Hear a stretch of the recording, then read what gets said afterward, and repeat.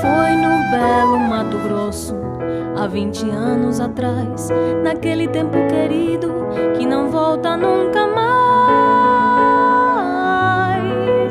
Nas matas onde eu caçava, um pequeno arbusto achei, levando pra minha casa, no meu quintal eu plantei. Era um belo pé de cedro, pequenina em formação, sepultei suas raízes na terra fofa do chão.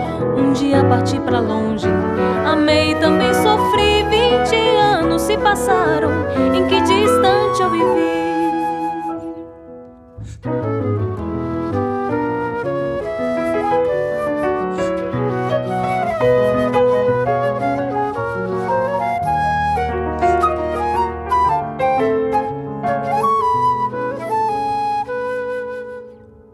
Hoje volto arrependido para o meu antigo lar, abatido e comovido, com vontade de chorar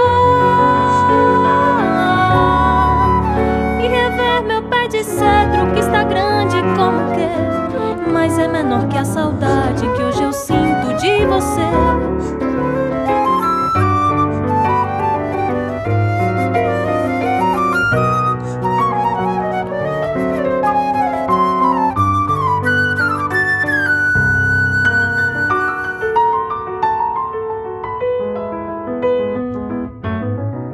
Cresceu como minha mágoa, cresceu numa força rara, mas é menor que a saudade que até hoje nos separa.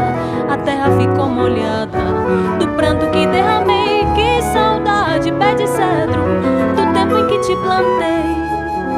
Que saudade, pé de cedro, do tempo em que te plantei.